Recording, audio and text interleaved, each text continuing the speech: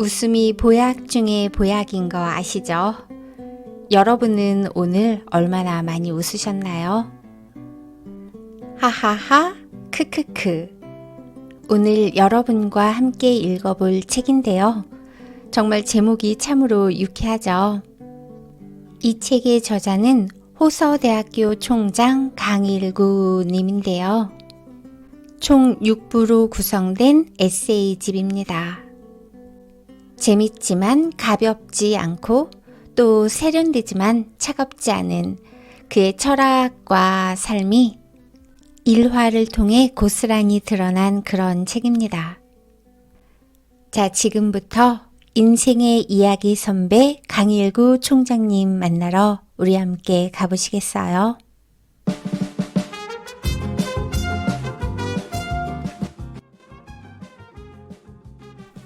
콩새알. 콩새알은 우리 조상들이 쓰던 말이라고 들었다.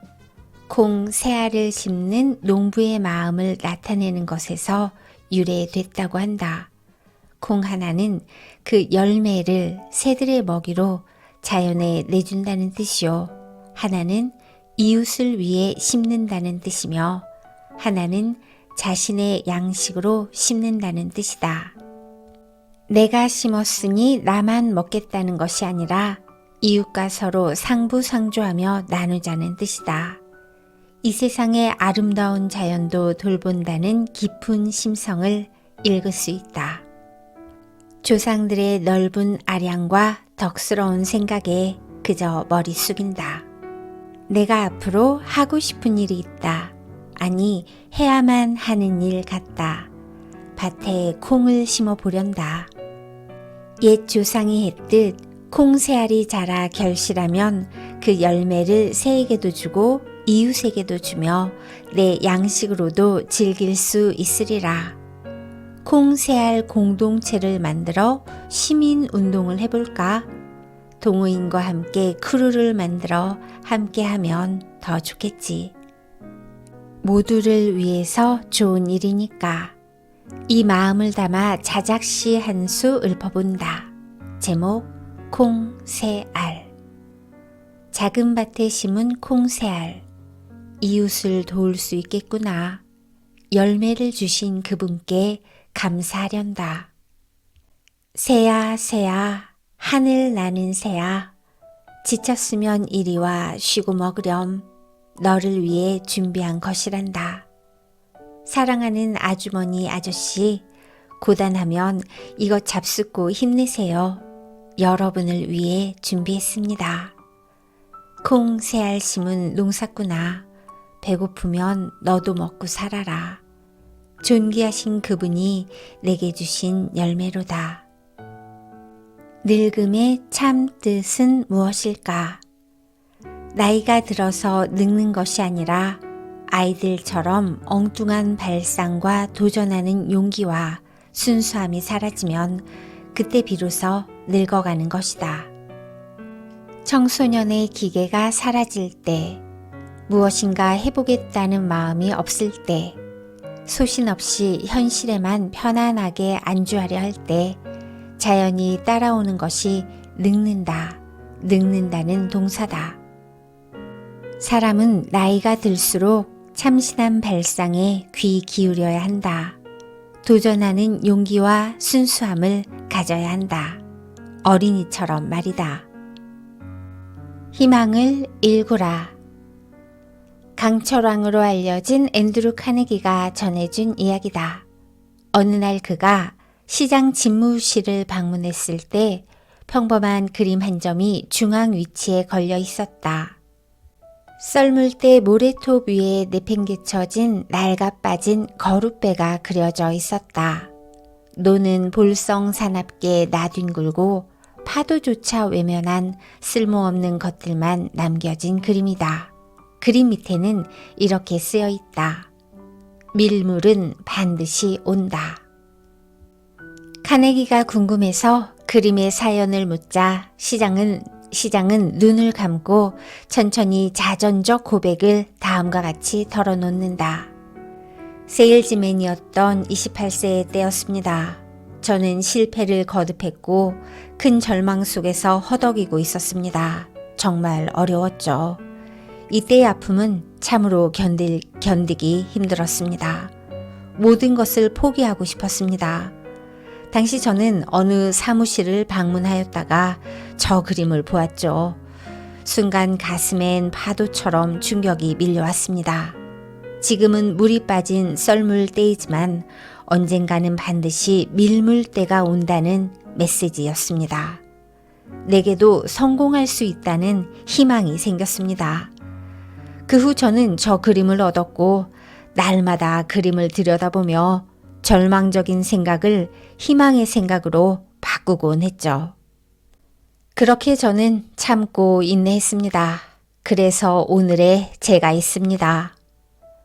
감수성이 예민하던 젊은 날, 한 젊은이가 좌절하지 않고 잘 인내한 이야기다. 평범한 그림 한 점이 한 사람의 인생을 이렇게 바꿀 줄이야. 우리에게도 이런 기회는 있을 것이다. 급류엔 무거운 돌을 들어야. 한 탐험가가 아프리카 오지로 들어갔다. 어떤 마을로 들어가려는데 갑자기 하늘이 어두워지더니 이내 폭우가 쏟아진다. 삽시간에 골짜기에 물이 차고 물줄기가 급류로 변해 강이 된다. 아차, 계곡 저편으로 건너야 하는데 방법이 없다. 다리도 없고 보트도 없다.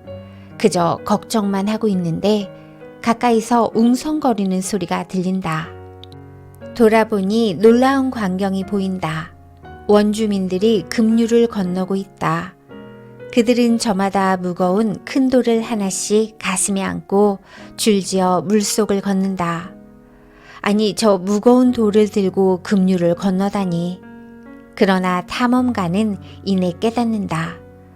저들은 저마다 하나씩 안고 있는 돌의 무게로 급류에서 중심을 잡고 있다. 큰 돌의 무게 때문에 불어오른 급류에 휩쓸리지 않고 안전하게 건너간다. 언제부터인가 우리 사회는 무게를 잃고 경박해지는 방향으로 가고 있다. 급류를 만나면 무거운 돌을 들어야 하는데 오히려 무거운 짐을 내려놓는다. 무거운 짐이나 어려운 것은 버리자고 한다.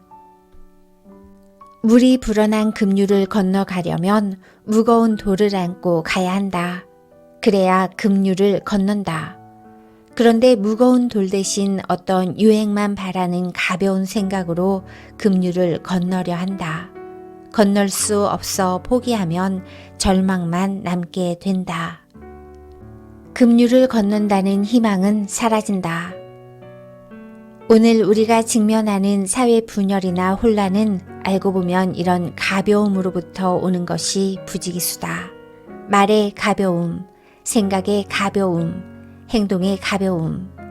이러한 가벼움으로는 급류가 휩쓰는 현실의 어려움을 극복할 수 없다. 우리 모두 표류할 수밖에 없다. 그런데도 지금 우리는 점점 더 경박해지는 쪽으로 나간다. 무게가 필요한 때인데도 말이다. 당면한 어려움을 극복하기 위해서는 그 어려움이 가진 무게를 견뎌야 한다. 우리에게 부과된 짐은 고통스러워도 묵묵히 져야 한다. 가볍게만 하려 해서는 급류라는 현실을 건널 수 없다. 가치관도 이와 같다. 가벼움을 추구하는 가치관을 벗어나야 한다. 탕류가 흐르는 세상 물결에 휩쓸리지 않는 묵직한 가치관을 가져야 한다. 세찬 급류는 무거운 돌을 안고 마주할 때 극복할 수 있다. 희망은 극복하고자 할 때 생긴다. 절망으로 극복되는 일은 없다. 희망만이 영원과 속삭이는 대화로 승화할 수 있기 때문이다. 세찬 급류를 건너기 위해 우리는 무거운 돌을 안고 급류를 건너는 원주민에게서 배워야 한다. 어려운 일, 주어진 짐을 묵묵히 지는 사람이 많아질 때 우리 사회는 더 밝아질 것이라 믿는다.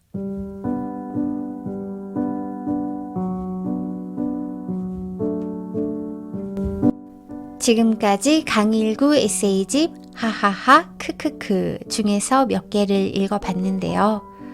이 책은 총 38개의 짤막한 이야기로 구성되어 있어요.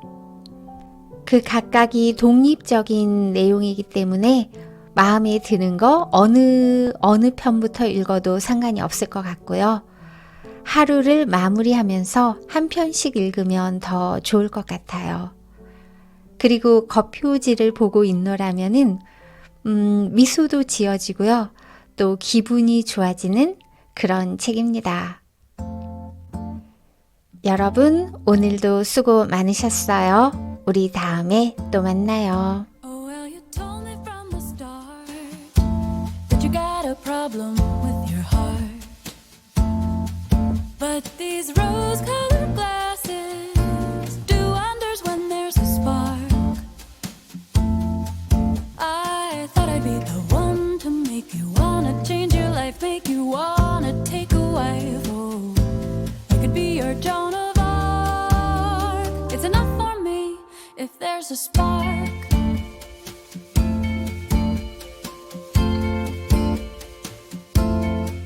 Yeah, well, you took me out to dine. Maybe I had too much wine, but I never felt so desired. Boys who squire just keep me tired.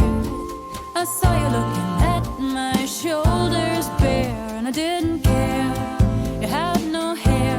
I could be your Joan of Arc. It's enough for me if there's a spark. Ooh, a spark. But then the days go by. Start to wonder